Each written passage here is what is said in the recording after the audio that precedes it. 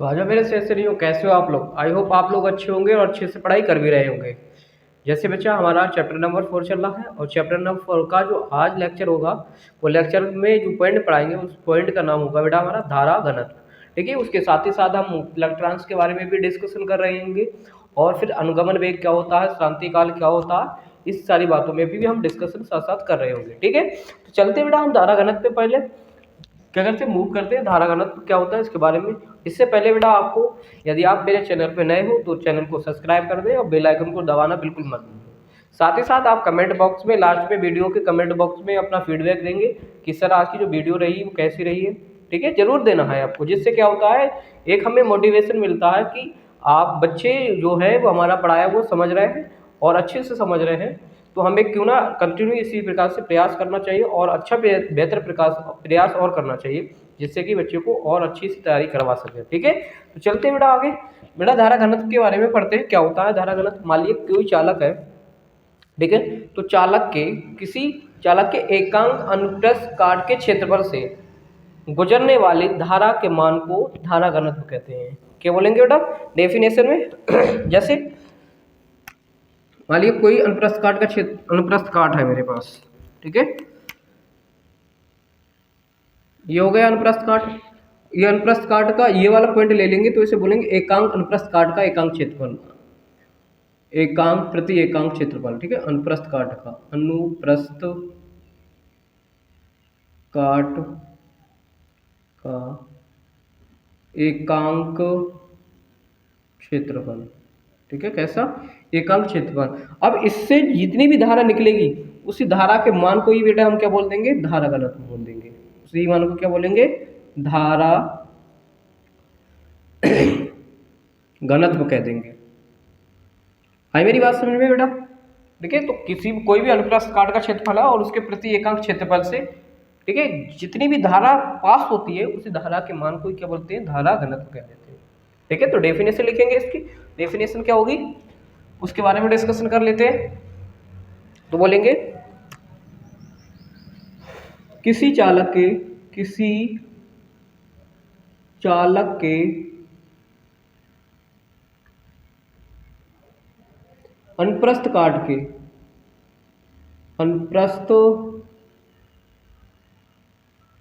के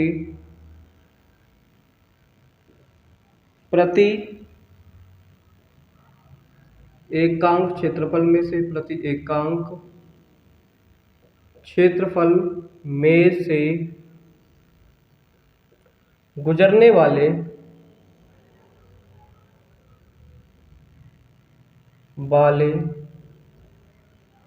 प्रति एकांक क्षेत्रफल से गुजरने वाले धारा के मान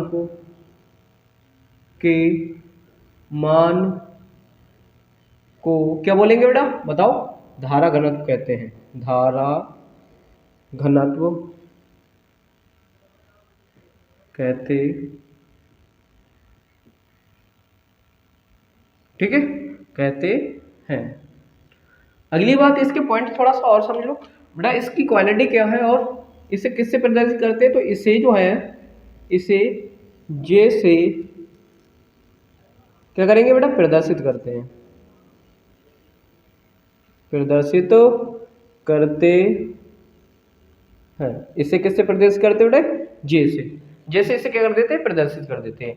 अगली बात, आगे एक पॉइंट और है इसके बारे में, और क्या होगा, धारा घनत्व है। तो जो धारा घनत्व होता है वो राशि कैसी होती है, तो बेटा बोलेंगे ये सदिश राशि होती है। क्या होती है, सदिश राशि होती है बेटा। लिखेंगे इसके बारे में, धारा घनत्व एक सदिश राशि होती है, एक सदिश राशि होती है, एक सदिश राशि होती है। अब मान लेता हूं मैंने क्या माना, ठीक है, मतलब इसका फार्मूला बनाना है, हमें क्या करना है, इसका फार्मूला लिखेंगे। तो मैं मान लेता हूं, माना किसी चालक का अनुप्रस्थ काट का परिच्छेद क्षेत्रफल, परिच्छेद क्षेत्रफल जो है कितना है बेटा, ए है, तथा धारा कितनी है बेटा, धारा आई है। तो इसका फार्मूला जो बनेगा वो क्या बनेगा, तो जो धारा घनत्व होगा बेटा, धारा घनत्व, तो जो धारा घनत्व होगा जे, उसका मान क्या हो जाएगा, जे बराबर हो जाएगा ए बटे के आई। क्या हो जाएगा बेटा, ए बटे के, सॉरी आई बटे के ए, आई बटे के क्या हो जाएगा बेटा, ए। ये इसका फार्मूला बन के आ जाएगा, ठीक है, आई बटे के ए। अच्छा, अगर मैं इसका विमीय सूत्र लिखना चाहूँ तो कैसे लिखूंगा, तो देख लेते हैं बेटा, इसका विमीय सूत्र भी कैसे लिखेंगे। धारा घनत्व का, धारा घनत्व का विमा, विमा निकालेंगे बेटा, तो कैसे लिखेंगे, विमा कैसे लिखेंगे, विमा लिखेंगे बेटा, धारा की विमा, धारा की विमा बटे की मैं बात करूं, धारा की विमा बटे के अनुप्रस्थ काट का, अनुप्रस्थ क्षेत्रफल की विमा, ठीक है, धारा की विमा बटे अनुप्रस्थ क्षेत्र की विमा। तो धारा की विमा की बात करें तो धारा की विमा क्या होती है बेटा, धारा को एम्पियर से डिनोट करते हैं, तो ए हो जाएगी बटे अनुप्रस्थ काट का क्षेत्रफल, मतलब इसकी जो विमा होती है क्षेत्रफल की, वो एल स्क्वायर होती है, ठीक है। तो अगर मैं इसको ऊपर लेके जाऊंगा तो बेटा क्या बनेगा, एल माइनस के 2a, तो इसका विमीय जो सूत्र हो जाएगा, विमा इसकी जो बनेगी बेटा, क्या बनेगी, विमा बराबर जो होगी इसकी होगी एल माइनस के 2a। अच्छा, साथ ही साथ मैं अगर इसके सूत्र की बात करूं, मात्रक की बात करूं, तो इसका मात्रक क्या बनेगा, इसका जो मात्रक होगा बेटा, मात्रक को लिख लेते, आई का मात्रक एम्पियर और क्षेत्रफल का मात्रक मीटर स्क्वायर, तो एम्पियर प्रति मीटर स्क्वायर इसका क्या हो जाता है बेटे, क्षेत्रफल हो जाता है, ठीक है। तो बेटा एक बार फिर से डेफिनेशन को रीड कर लेते हैं, क्या कहना चाह रही है डेफिनेशन। तो डेफिनेशन कह रही है कि किसी चालक के अनुप्रस्थ काट के प्रति एकांक क्षेत्रफल में से जो भी धारा निकलेगी, उस धारा के मान को धारा घनत्व कहते हैं।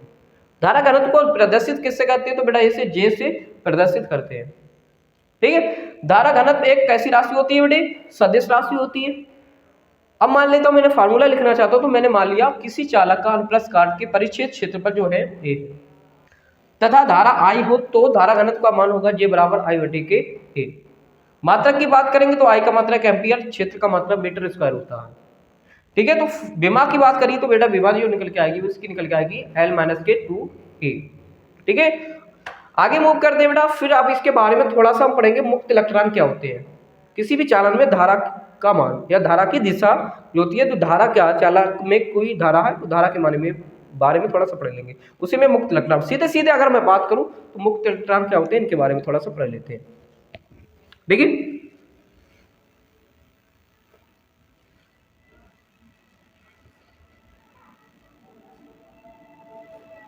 मुक्त इलेक्ट्रॉन है ना,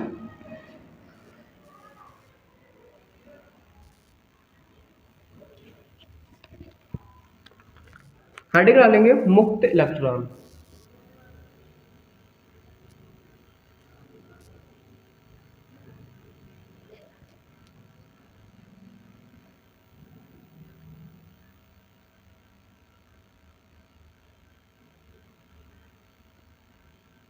ठीक है, अब समझो मुक्त इलेक्ट्रॉन क्या होते हैं। मान लीजिए समानता कमरे के ताप पर क्या होते हैं, तापीय, इनका जो लक्षण होता है, इस तापीय लक्षण के कारण ये क्या होते हैं, जो इलेक्ट्रॉन है वो अपने मूल नाभिक से क्या होते हैं, अलग हो जाते हैं। मूल नाभिक से क्या होंगे, अलग हो जाएंगे। अब मूल नाभिक से जब अलग हो जाते हैं तो बेटा क्या होते हैं, ये चालक में ही, चालक के अंदर ही यदु छेद्रिक गति करने लगते हैं। अब ये यदु छेद्रिक जो गति करने लगते हैं, इन्हीं इलेक्ट्रॉनों को क्या बोलते हैं, मुक्त इलेक्ट्रॉन बोलते हैं। मुक्त इलेक्ट्रॉन या चालन इलेक्ट्रॉन इन्हें बोलते हैं, ठीक है। तो चलते बेटा, अगर डेफिनेशन की मैं बात करूं इसके, देखेंगे मतलब मुक्त इलेक्ट्रॉन में सामान्य कमरे के ताप पर, सामान्यतया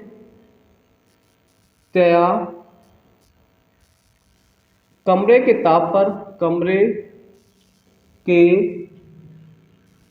ताप पर, सामान्यतः कमरे के ताप पर तापीय विक्षोभ के कारण, किसके कारण बेटा? तापीय विक्षोभ के कारण, विक्षोभ के कारण जो इलेक्ट्रॉन होंगे ना, इलेक्ट्रॉन अपने मूल नाभिक से, अपने मूल नाभिक से क्या करेंगे? मूल नाभिक से क्या हो जाते हैं? दूर हो जाते हैं, दूर हो जाते हैं, हो जाते, और क्या करेंगे? चालक में, और क्या करेंगे? चालक में कौन सी गति करने लगते हैं बेटे? चालक में क्या करेंगे? यादृच्छिक गति करने लगते हैं, इधर उधर गति, ठीक है, इधर उधर, इधर कभी कोई इलेक्ट्रॉन इधर, मतलब क्या हुआ? ये है अगर ये इलेक्ट्रॉन तो कोई इधर जाएगा, कोई इधर जाएगा, कोई इलेक्ट्रॉन ऐसे जा रहा होगा, कोई इलेक्ट्रॉन ऐसे जा रहा होगा, मतलब अत्यधिक गति करने लगते हैं। चालक में यादृच्छिक गति करने लगते हैं,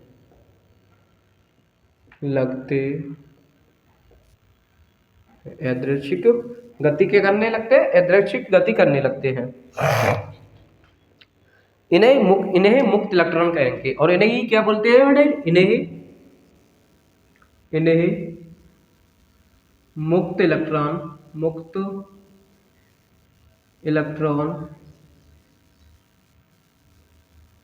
या चालन इलेक्ट्रॉन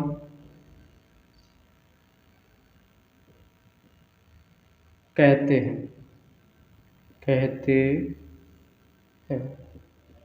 इन्हें मुक्त इलेक्ट्रॉन या क्या कहेंगे बेटे? चालन इलेक्ट्रॉन कहते हैं। अच्छा, एक चीज और है, इन्हीं मुक्त इलेक्ट्रॉनों के कारण क्या होता? किसी भी पदार्थ में आवेश एक स्थान से दूसरे स्थान पर जाता है, ठीक है। अगर मैं कहूँ, अगर किसी भी चालक में इन मुक्त इलेक्ट्रॉनों की अगर संख्या बढ़ जाए ना बेटे, तो क्या होगी? उस चालक की विद्युत चालकता जो होती है वो बढ़ जाती है। क्या होती है?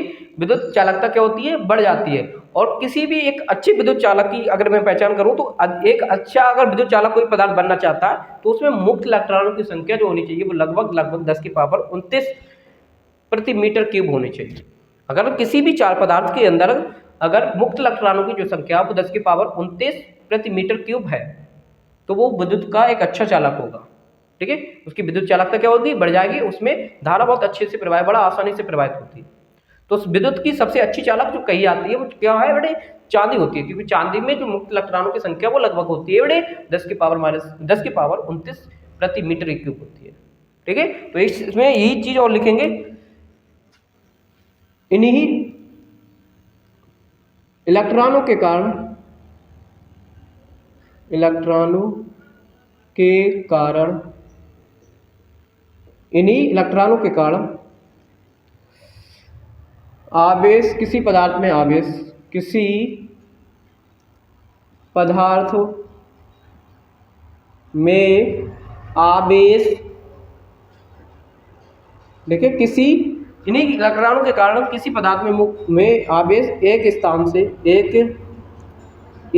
से दूसरे स्थान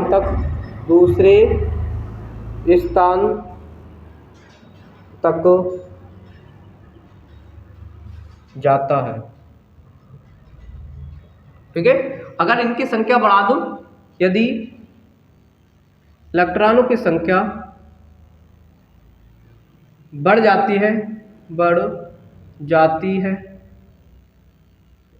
तो क्या होता है बेटा? तो यदि इलेक्ट्रॉनों की संख्या जो है वो बढ़ जाए, इलेक्ट्रॉनों की संख्या लिख लो, संख्या बढ़ जाती है। अब इलेक्ट्रॉनों की संख्या बढ़ जाएगी तो पदार्थ की क्या बढ़ जाएगी? पदार्थ की विद्युत चालकता बढ़ जाती है, विद्युत चालकता बढ़ जाती है, बढ़ जाती। विद्युत चालकता कैसे हो जाएगी बेटे? विद्युत चालकता जो होगी वो बढ़ जाएगी। ठीक है, अब मान लीजिए कोई एक अच्छा चालक है, ठीक है, विद्युत का अच्छा चालक में विद्युत के अच्छे चालक में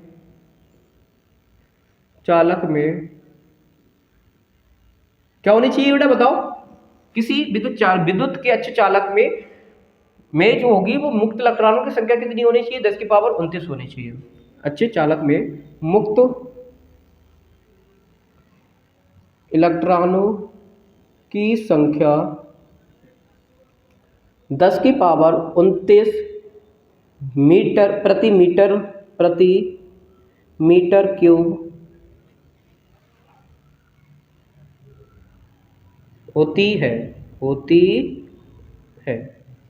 ठीक है, आगे एक चीज और लिख लो इसमें, चांदी विद्युत की सबसे अच्छी चालक होती है। विद्युत की सबसे अच्छी चालक होती है, सबसे अच्छी चालक होती है। ठीक है, चलो इसकी छोड़ लो फटाफट से, चलते फिर आगे।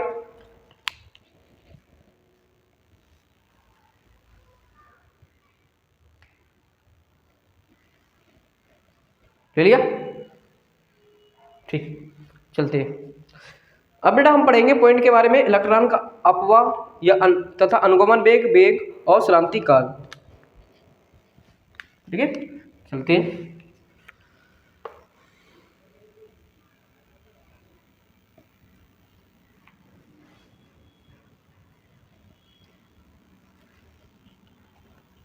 मुक्त इलेक्ट्रॉन है ना, सॉरी, इलेक्ट्रॉन का अपवाह,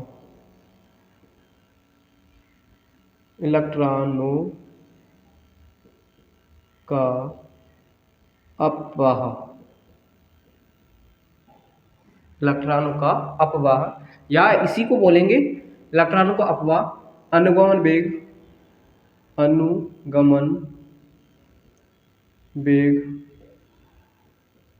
एवं श्रांति काल। अनुगमन वेग एवं श्रांति काल क्या होता है इसके बारे में पढ़ेंगे। ठीक है, तो एक चीज और समझो मेरी बात को बेटा, क्या होता है जैसे मान लिया कोई भी चालक होता है समान ताप पर, ठीक है, एकदम समान ताप पर कोई चालक है, मैंने ले लिया,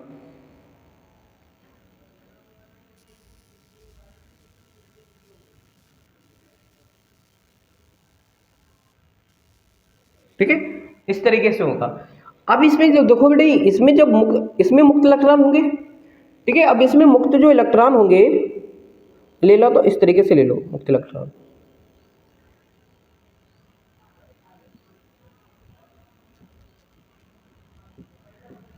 ये होंगे। अब ये इलेक्ट्रॉन जो होंगे बेटा वो इस तरीके से गति कर रहे होंगे, कोई इधर जा रहा होगा, कोई इधर जा रहा होगा, कोई ऐसे जा रहा होगा, इस तरीके से या छिद्रित गति करेंगे इस तरीके से। और साथ ही साथ मैं एक डायग्राम और बना लेता हूं,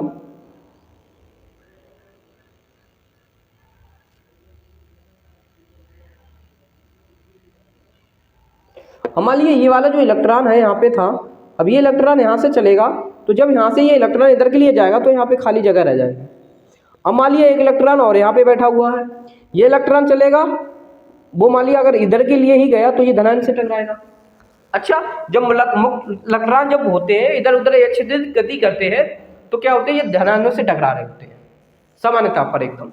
जब ये इलेक्ट्रॉन जो धनायनों से जाके टकराते हैं बेटे, जब धनायनों से टकराते हैं तो इनकी जो गति होती है वो क्या हो जाती है, परिवर्तित हो जाती है। ठीक है, अब गति क्या होती है, परिवर्तित हो जाती है। जब गति परिवर्तित हो जाती है तो साथ ही साथ क्या होती है इनकी, क्या, हाँ, जब इसकी गति परिवर्तित हो जाती है तो बेटे अब क्या होता है, इसमें कोई त्वरित गति नहीं होता, कोई त्वरित आवेश नहीं होता है। अब त्वरित आवेश ही नहीं होता तो इसमें क्या होती है, धारा प्रवाहित नहीं होती है, मतलब वेग का मान यहाँ पे क्या हो जाता है, शून्य हो जाता है। अब वेग का क्यों, क्योंकि ये ऐसे धनायनों से टकराते रहेंगे ये इलेक्ट्रॉन, यहाँ से चला, ये इससे टकराया, इसके धनायन से, ये इसके धनायन से, ये इसके धनायन से, ये इसके धनायन से टकराएगा। इस तरीके से एक दूसरे के धनायन से जब टकराते हैं जाके, तो इनका जो वेग होता है, औसत जो वेग होता है वो कैसा हो जाता है, शून्य हो जाता है। अब वेग, औसत वेग जब शून्य हो जाता है तो बेटा उस कंडीशन में कोई भी इसमें से क्या होता है, कोई भी धारा प्रवाहित नहीं होती। ठीक है, तुम वही लिखेंगे थोड़ा सा। अच्छा, इसकी बाद ही मैं बात करूं। अब बेटा यहाँ से अगर मान लिया, यहाँ से एक इलेक्ट्रॉन चला, यहाँ तक चला, ठीक है, तो दो इलेक्ट्रॉन जो मुक्त इलेक्ट्रॉन है, अब ये दोनों मुक्त, ये दो मुक्त इलेक्ट्रॉन है, और ये मुक्त इलेक्ट्रॉन के बीच की दूरी, दो इलेक्ट्रॉनों के मध्य के बीच की दूरी को क्या बोलते हैं, माध्य मुक्त पथ कहते हैं। ठीक है, माध्य मुक्त पथ कहते हैं। और यहां से इस इलेक्ट्रॉन को इस वाले के धनायन तक पहुंचने में, मतलब ये इलेक्ट्रॉन था और एक इलेक्ट्रॉन ये था, तो इस इलेक्ट्रॉन को इस इलेक्ट्रॉन के धनावेश तक पहुंचने के लिए जितना भी समय लगेगा उसी समय को श्रांति काल कहते हैं। ठीक है, मेरी बात समझ में आई होगी, आई होप।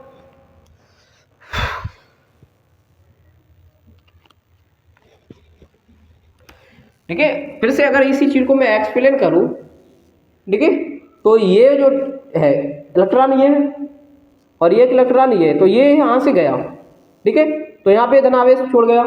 अब यहाँ से ये यहाँ पे एक इलेक्ट्रॉन होगा, वो भी यहाँ से चला गया, तो ये इलेक्ट्रॉन यहाँ टकराया और यहाँ टकराया, तो यहाँ से वो यहाँ तक गया, तो यहाँ तक की बीच की दूरी को बोलेंगे माध्य पथ, माध्य मुक्त पथ। और इन्हीं दो क्रमागत टक्करों के बीच में जो समय लगेगा, एक टक्कर ये हुई, एक टक्कर हुई, तो यहाँ से यहाँ तक और यहाँ से यहाँ तक टोटल जो समय है, जो टोटल समय लगा है इन दोनों टक्करों के बीच में, उन दोनों टक्करों के बीच के समय अंतराल को ही श्रांति काल कहते हैं। ठीक है, तो लिखेंगे बेटा क्या इसमें, थोड़ा सा लैंग्वेज लिख लेंगे, क्या लिखेंगे, किसी मुक्त इलेक्ट्रॉन द्वारा, किसी मुक्त इलेक्ट्रॉन द्वारा, किसी मुक्त इलेक्ट्रॉन द्वारा दो क्रमागत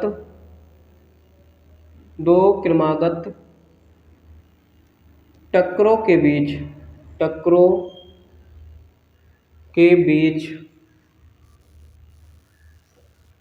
किसी मुक्त इलेक्ट्रॉन द्वारा दो क्रमागत टक्करों के बीच चली गई दूरी को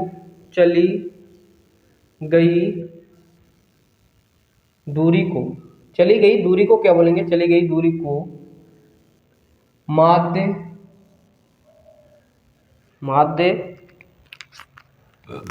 मुक्त पथ कहते हैं, ठीक है, तथा दो क्रमागत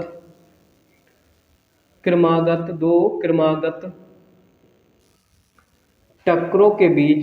अच्छा, पहले इतना और लिख लो, इसे किससे प्रदर्शित करते हैं, इसे मतलब जो है माध्य मुक्त पथ है, माध्य मुक्त पथ, इसे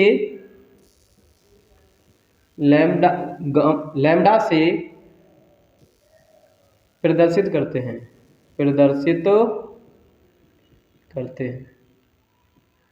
ठीक है, प्रदर्शित करते हैं। आई होप बात समझ में आई होगी आपको। ठीक है, आगे और चीज थोड़ा सा समझ लीजिए बेटे। चलो, क्या, तथा दो क्रमागत टक्करों के बीच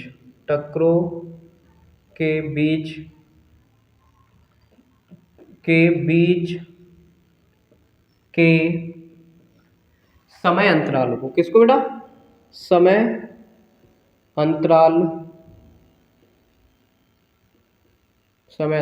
को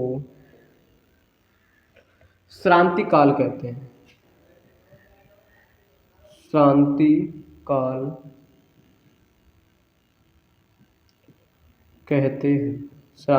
कहते हैं। और इससे कैसे प्रदर्शित करेंगे, तो इसे बोलेंगे, इसे टाउ से प्रदर्शित करते हैं, प्रदर्शित करते हैं। किससे प्रदर्शित बेटे? टाउ से प्रदर्शित करते हैं। ठीक है। अच्छा, एक चीज और समझ लीजिए, मैंने मान लिया अब ये चालक है मेरे पास।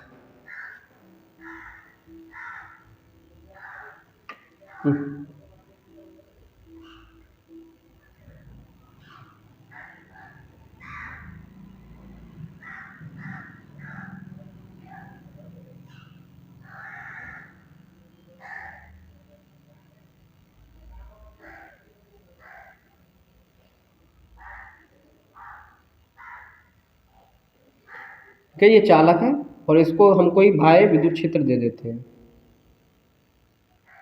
ठीक है। अब इस पे बाह्य विद्युत क्षेत्र दे रहे हैं हम, ये हो गया बाह्य विद्युत क्षेत्र।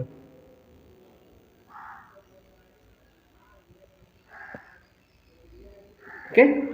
तो इसमें जो वैसे बाह्य विद्युत क्षेत्र देंगे इसमें, तो जो मुक्त इलेक्ट्रॉन होंगे उन पर एक बल कार्य करने लगेगा।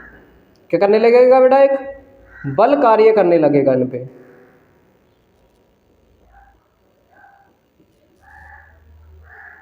ठीक है। और जब बल कार्य करने लगेगा तो ये त्वरित गति करने लगेंगे। क्या करने लगेंगे बेटा? एक ये त्वरित गति करने लगेंगे एक निश्चित दिशा में। पहले इधर उधर गति कर रहे थे, अब क्या करेंगे? एक निश्चित दिशा में त्वरित गति करने लगेंगे। फिर भी अब त्वरित गति तो कर रहे होंगे बेटा, लेकिन ये धनानों से टकराएंगे। ठीक है। अब धनानों से टकराएंगे तो इनके वेग में परिवर्तन होगा, लेकिन जब वेग में परिवर्तन होगा उसके बाद भी इन पर एक हल्का सा बल कार्य कर रहा होगा जो इन्हें हल्के से त्वरित करेगा।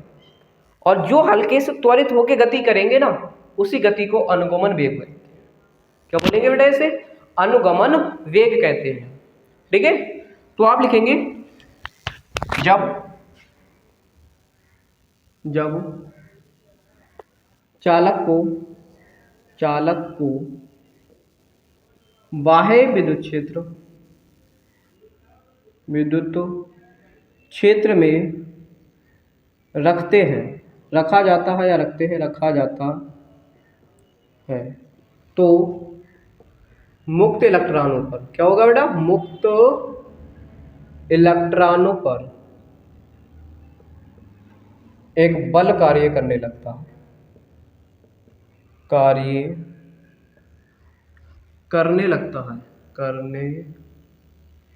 लगता है, जो इन्हें त्वरित गति प्रदान करता है, तथा साथ ही साथ क्या होंगे? तथा इलेक्ट्रॉन धनायनों से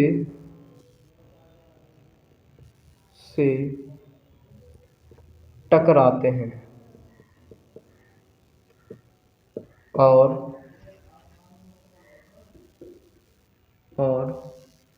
वेग में परिवर्तन हो जाता है। और वेग में क्या हो जाता है बेटा?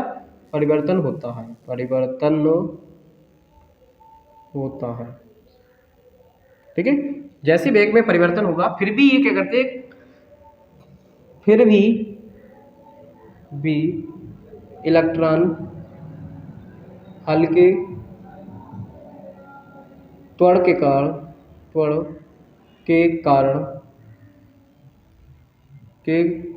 के कारण गति करते हैं। इसी गति को क्या बोलेंगे बेटा? अनुगमन वेग कहते हैं।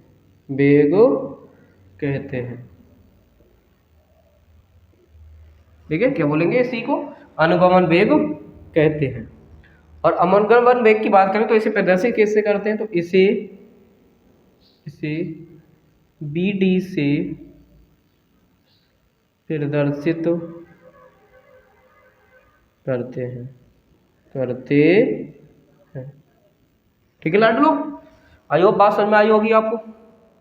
ठीक है। तो ये जो गति कर रहे हैं वो किसके से, BD वेग से गति कर रहे होते हैं ये, ठीक है। तो एक न्यूमेरिकल है इससे संबंधित, धारा घनत्व से संबंधित एक न्यूमेरिकल है, उसे भी निकाल लेते हैं, फिर एंड करते हैं वीडियो का ही।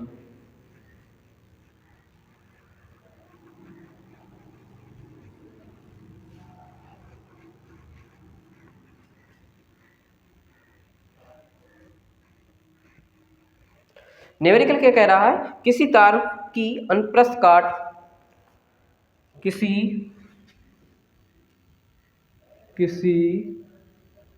तार की अनुप्रस्थ काट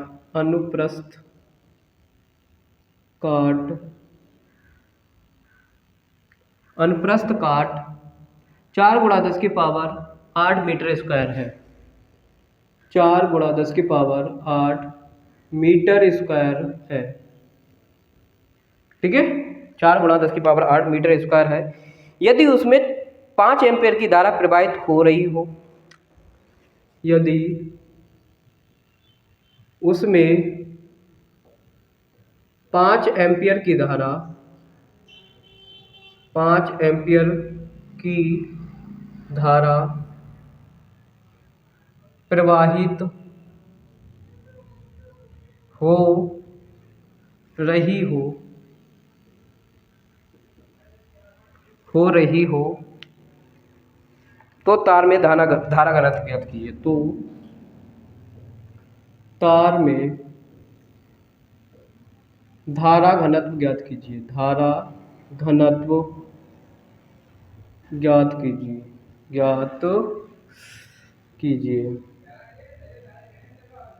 ठीक है। तो क्या क्या दे रखा है वो लिखेंगे। सबसे पहले अनुप्रस्थ काट का क्षेत्रफल, इसे ए से दर्शाते हैं, 4 × 10 की पावर 8 हो जाएगा। एम्पियर धारा आई बराबर कितना हो जाएगा, आई बराबर 5 एम्पियर।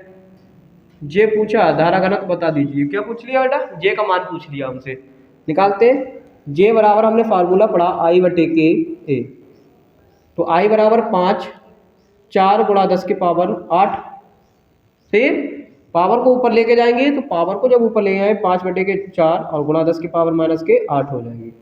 पावर ऊपर जाएगी, प्लस की माइनस की हो जाएगी। 4 से काटेंगे, 4 एकम 4, 1 बचेगा, 4 दूनी के पॉइंट लगाएं, 4 दूनी के 8, 2 पॉइंट 1 पॉइंट के 2 × 10 की पावर -8 एम्पियर प्रति मीटर स्क्वायर हो जाएगा। यही इसका धारा घनत्व होगा, ठीक है। तो बस आज के लिए बस इतना रखते हैं, मिलते हैं कल नेक्स्ट वीडियो में। आज के लिए जय हिंद, जय भारत।